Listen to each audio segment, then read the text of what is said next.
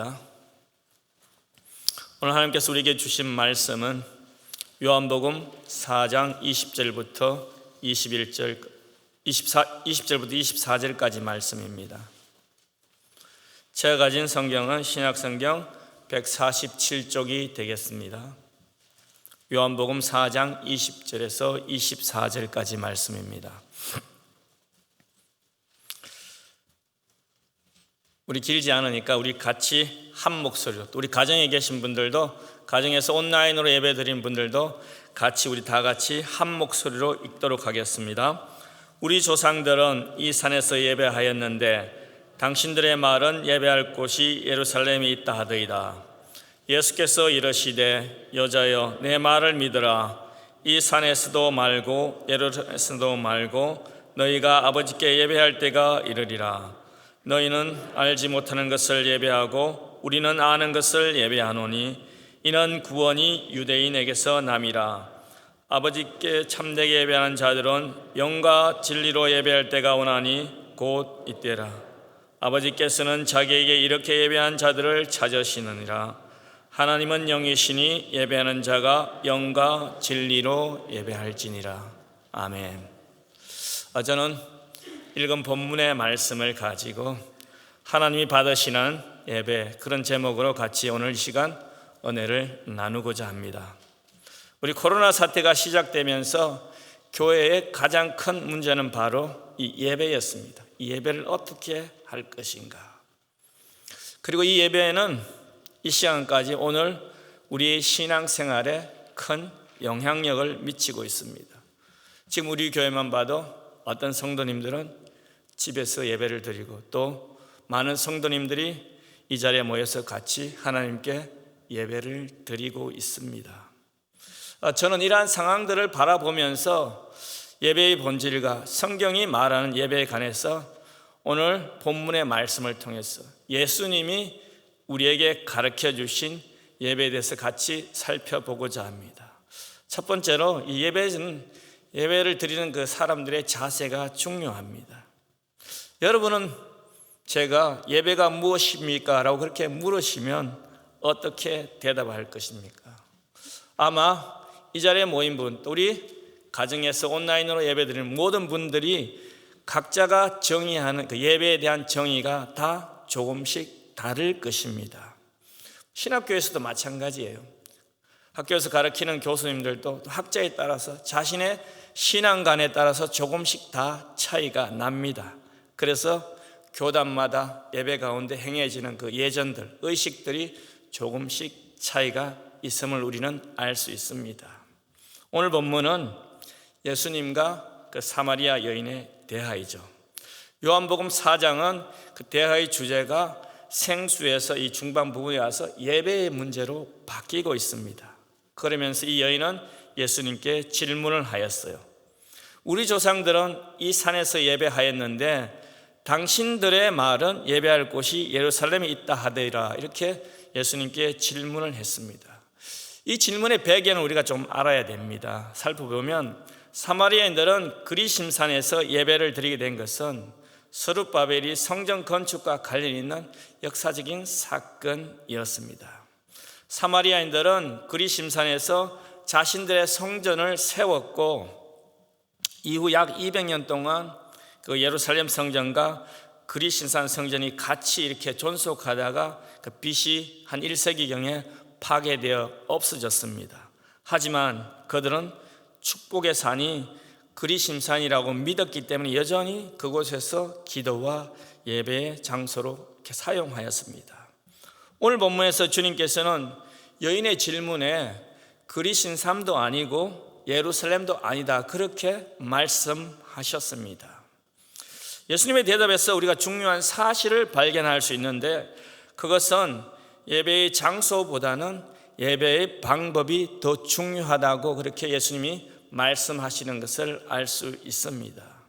이제는 예루살렘에서 예배했다는 이유로 참된 예배자로 여김을 받지 않을 것이며, 또한 그리심산에서 예배했다는 이유로 잘못된 예배자로 간주되지 않을 것이라는 사실을 주님께서 말씀하셨습니다.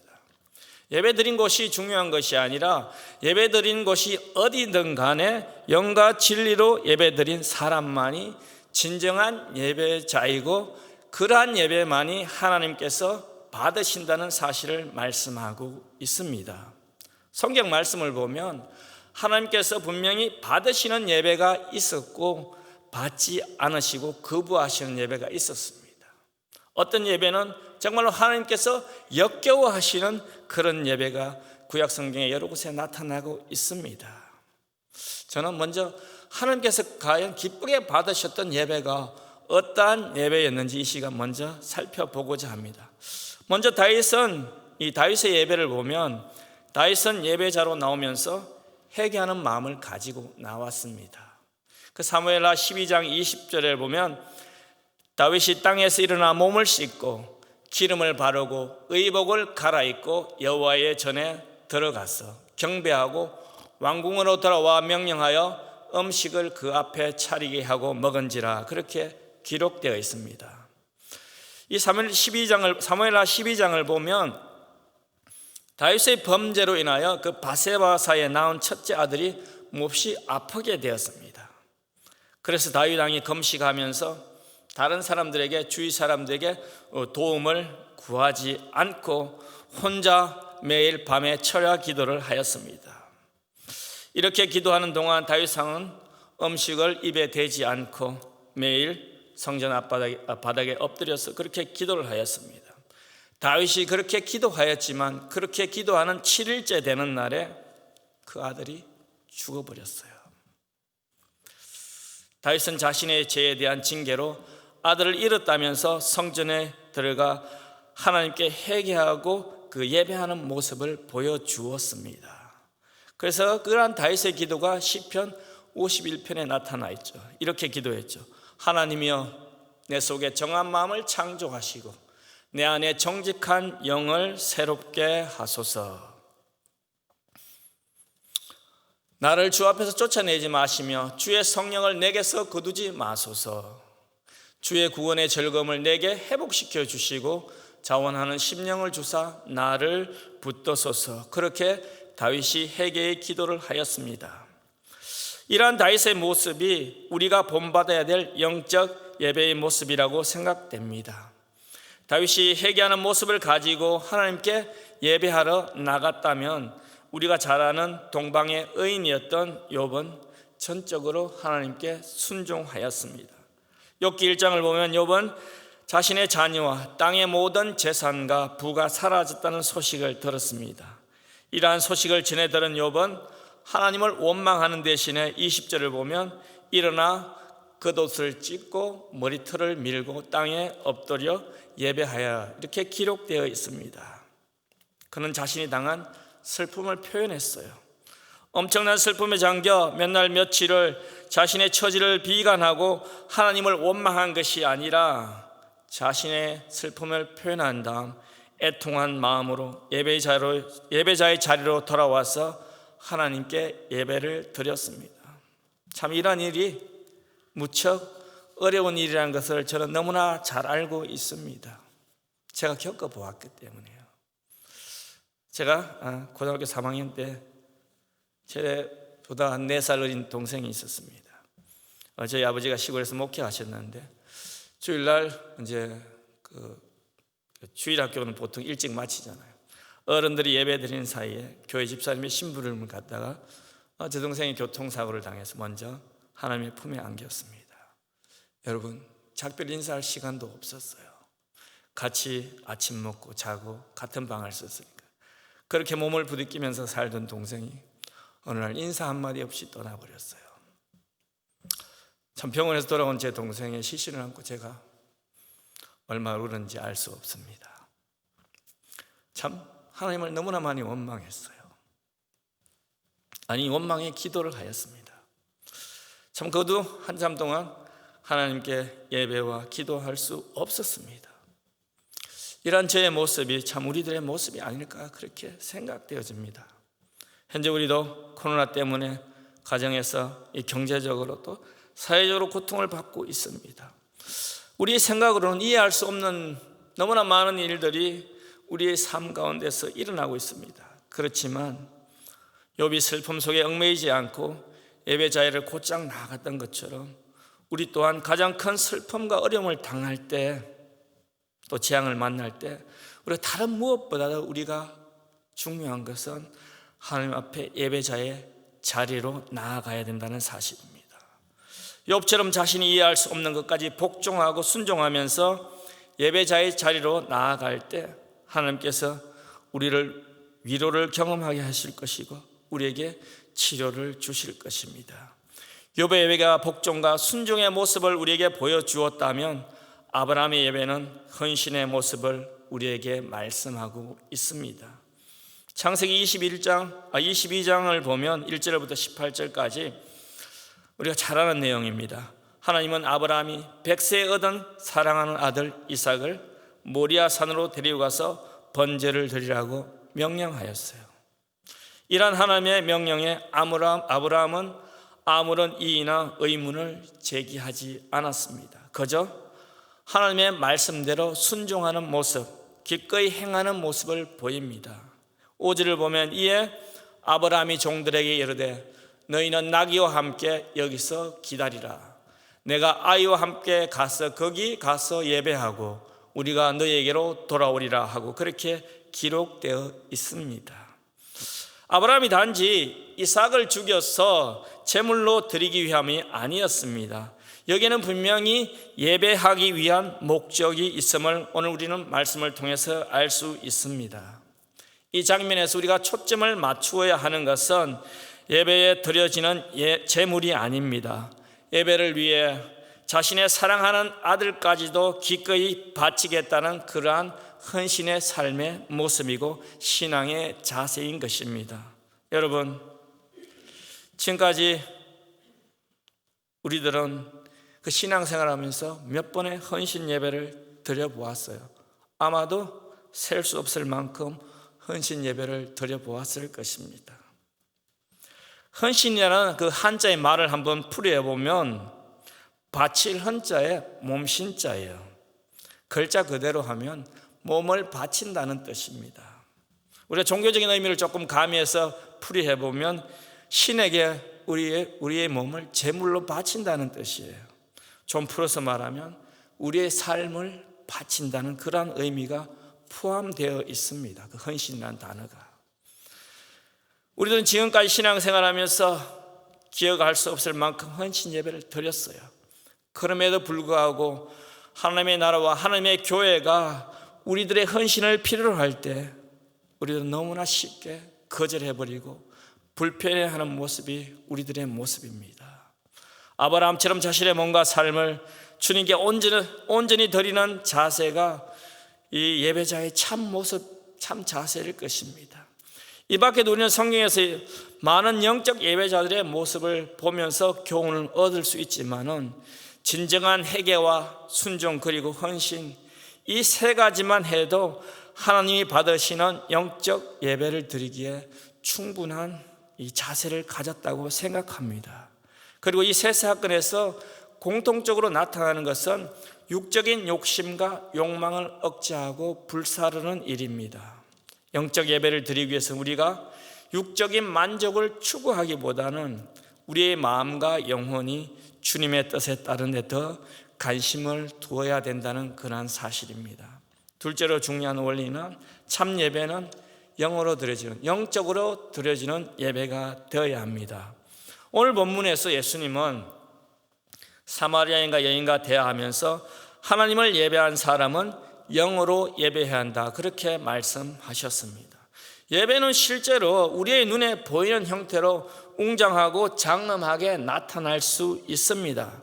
그렇지만 엄밀한 의미에서 이 예배는 육적인 표현이 아닙니다. 문제는 그 내면의 영적인 기쁨을 우리가 영적으로 표현할 수 있는 방법이 없다는 것입니다. 그래서 우리는 이 보이는 것에 치중하는 경향들이 있어요. 예를 들면 사무엘하 6장을 보면 다윗이 하나님의 법궤를 다윗 성으로 옮기면서 얼마나 기뻤는지 춤추는 장면이 나옵니다. 다윗은 자신이 표현할 수 있는 모든 수단과 방법을 동원하여 영적인 기쁨을 표현하였어요. 그리고 7장을 보면 다윗이 조용히 무릎 꿇고 기도하는 장면이 나옵니다.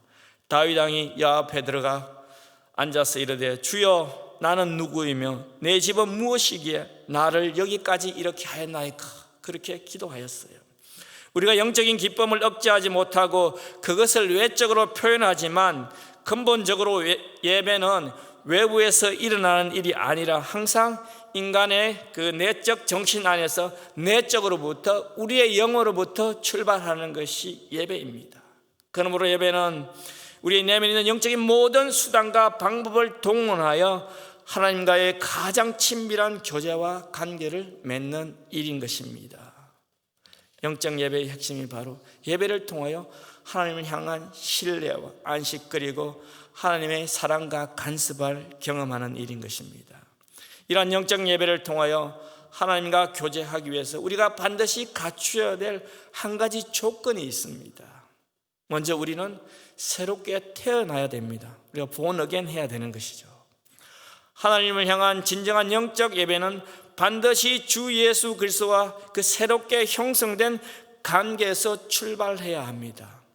그 출발의 시작은 예수 그리스도를 구주로 영접한 후 예배자로 나아감으로 시작되는 것입니다. 요한복음 4장에서 예수님과 사마리아 여인의 대화에서도 알 수 있습니다. 4장 전반 부분에서 예수님과 사마리아 여인의 대화를 보면 사마리아 여인은 그리스도께서 하나님의 선물을 베푸는 자로 자기 자신을 계시하셨는데도 자기의 영혼의 문제를 해결해 주실 예수 그리스도가 자기 눈앞에 있음을 알아보지 못하였습니다. 그녀는 단지 주여 물기를 그릇이 없는데 생수를 어떻게 얻겠사옵나이까 그렇게 말하였습니다. 이 말은 그녀의 시선이 영적인 것을 바라본 것이 아니라 육적인 것, 즉 물질적인 것에 아직도 초점이 맞추어져 있음을 알 수 있습니다. 그녀는 이 생수가 즉 구원이 어디로부터 나오는지 알지 못했습니다. 이러한 그녀에게 예수님께서 그 생수에 관해서 구원에 관해서 말씀하셨죠. 14절을 보면 예수님께서 내가 주는 물을 마시는 자는 영원히 목마르지 아니하리니 내가 주는 물은 그 속에 영생하도록 솟아나는 샘물이 됩니다. 그렇게 말씀하셨습니다. 이 말씀을 가지고 그녀가 가지고 있던 영적인 문제, 구원의 문제를 해결해 주셨습니다. 그리고 나서 여인과의 대화를 계속 이어가면서 예수님께서는 예배의 문제를 말씀하시면서 참 예배가 무엇인지 오늘 본문에서 말씀하고 계십니다. 사도 바울은 디모데후서 2장 5절에서 하나님은 한 분이시요 또 하나님과 사람 사이의 중보자도 한 분이시니 곧 사람이신 예수 그리스도라 그렇게 말씀합니다. 하나님과 우리 사이를 이어주는 분은 오직 예수 그리스도 한 분밖에 없다는 사실을 강조하고 있습니다. 그러므로 우리가 예배에 참여하여 영적인 하나님과 교제하기 위해서는 반드시 성자 예수 그리스도께서 성부 아버지께로 우리를 이끌어 주셔야만 가능하다는 사실입니다. 여러분, 우리가 스스로 예배자로 나와서 하나님과 교통할 수 있는 것이 아닙니다. 비록 우리 자신의 의지로 이 예배에 참석하는 것 같지만 사실은 주의 영이신 성령님께서 우리들을 예배자로 이끌어 주셨기 때문에 오늘도 우리가 각자의 처한 자세에서 예배드리고 있음을 믿으시기 바랍니다. 성령으로 예배하는 방법에 대해서 영국 런던의 웨스트민스터 채플의 담임 목사였던 그 켄달 목사님이 좋은 방향을 우리에게 제시해 주셨어요. 그런 영으로 예배하기 위해서는 다른 무엇보다도 성령을 존중하라 그렇게 말씀하셨습니다. 왜냐하면 성령 하나님께서는 모든 것들을 알고 계시고 모든 것들을 자신이 원하는 대로 행하시기 때문에 라고 말씀하셨습니다. 에베소서 1장 11절을 보면 모든 것을 자기가 뜻하시는 대로 행하시는 하나님께서 자기의 계획을 따라 예정하사 그리스도 안에서 우리를 상속자로 삼으셨느니라 그렇게 말씀하셨습니다. 성령님은 하나님이 가장 받고 싶은 예배가 어떤 예배인지 누구보다도 잘 알고 계십니다. 그래서 예배하려는 성도들의, 예배하려고 마음먹은 성도들을 성령님께서 이끌어 주시고 인도해 주신다는 말씀입니다. 그분이 바로 우리 하나님 아버지이십니다. 그러므로 우리가 예배할 때 성령에 민감하지 못한 예배를 드리면 안 되는 것입니다. 예배의 시작부터 마치는 그 시간까지 다른 무엇보다도 우리가 기도할 것은 성령께서 우리의 예배를 이끌어 달라고 그렇게 기도해야 되는 이유가 거기 있습니다. 세 번째로, 참된 예배는 하나님의 진리로 드려져야 합니다. 영적으로 예배하는 것과 진리로 예배하는 것이 도대체 무슨 차이가 있을까요?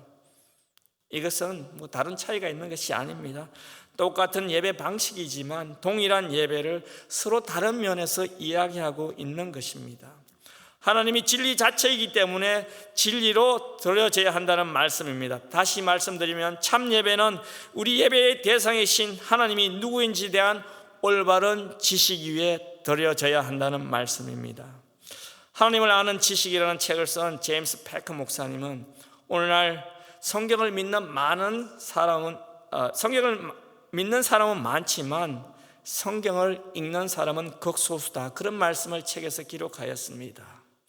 우리는 성경을 믿는 것에 그치지 말고 하나님의 진리의 말씀을 믿고 그 진리의 말씀을 공부하여 그 진리의 말씀을 통하여 하나님과의 깊은 교제를 맺고 예배자의 자리로 나오도록 해야 될 것입니다. 왜 우리가 하나님의 말씀에 목숨을 걸어야 합니까? 왜 우리가 진리의 말씀을 위해서 우리의 시간과 물질과 수고와 노력을 아끼지 말아야 합니까? 그 이유는 참된 진리의 말씀이 우리를 참된 예배자로 이끌어 주시기 때문인 것입니다. 23절을 보면 예수님께서 사마리아 여인에게 하나님께서는 자신에게 예배할 사람을 적극적으로 찾고 계신다, 그렇게 말씀하셨습니다. 22절을 보면 두 부류의 예배자가 등장하는 것을 알 수 있습니다. 아는 것을 예배하는 자와 알지 못하는 것을 예배하는 사마리아 사람을 말씀하고 있습니다. 우리가 알고 있듯이 사마리아 사람들은 모세 오경만 믿으면서 그 이방 종교와 혼합하여 하나님을 섬겼습니다. 반대로 아는 사람, 즉 유대인들은 구약 성경을 받아들임으로써 비교적 하나님에 대하여 사마리아 사람보다는 조금 더 알았어요. 왜냐하면 구세주가 누구의 후손으로? 유대인의 후손으로 온다는 사실까지는 알았습니다. 하지만 유대인들 또한 예수님이 구원자로 이 땅에 오셨다는 사실을 그들은 믿지 않았습니다. 그래서 주님께서는 아버지께 참으로 예배를 드리는 자를 찾으신다, 그런 말씀을 하셨습니다. 23절은 예배한 자를 찾는다고 했는데 그냥 무엇인가 잊어버린 것을 찾는 것이 아닙니다. 21절과 23절을 우리가 자세히 보면 하나님 아버지의 이름이 3번씩이나 언급되고 있습니다. 하나님께서 3번씩이나 자신을 언급하면서 그 갈급한 마음으로 찾는 것은 다른 것이 아니라 참된 예배자들을 찾는다고 그렇게 말씀하고 있습니다. 오늘 여러분, 하나님이 찾으시는 예배자가 되기 위해서 여러분들은 어떤 결단과 헌신을 하셨습니까?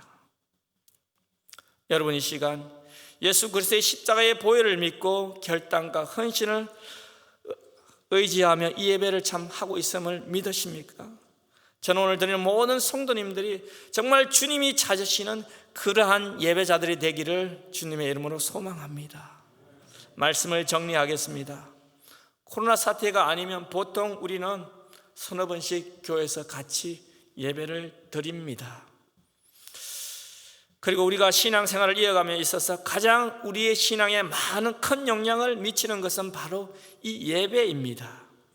그러므로 바른 예배에서 바른 신앙이 나오고 바른 신앙에서 올바른 그리스도인의 삶이 나타난다고 말할 수 있을 것입니다. 지금 우리는 다양한 방법으로 하나님께 예배하고 있습니다. 하나님께서 기뻐시기에 받으시는 참된 예배는 참 진정한 회개와 어려운 상황에서도 예배의 자리를 지키는 순종과 우리의 편리함을 내려놓고 온전한 헌신과 성령의 인도하심과 진리이신 예수 그리스도의 말씀 위에 드려지는 예배인 것입니다. 앞으로 얼마 동안 우리의 예배가 이렇게 지속될는지 우리는 알지 못합니다. 하지만 가정에서 온라인으로 예배를 드리든 이 현장에서 대면 예배를 드리든 우리 모든 성도님들은 예배할 때마다 참 예배, 하나님이 받으시는 예배가 무엇인지를 기억하시기 바랍니다. 바라옵기는 첼트넘에 속한 모든 성도님들은 하나님이 찾으시는 참된 예배자가 되어서 이 어려운 시기에 예배를 통하여 참된 위로와 평안을 누리는 성도들이 다 되기를 주님의 이름으로 축원드립니다. 주신 말씀을 생각하면서 기도하겠습니다.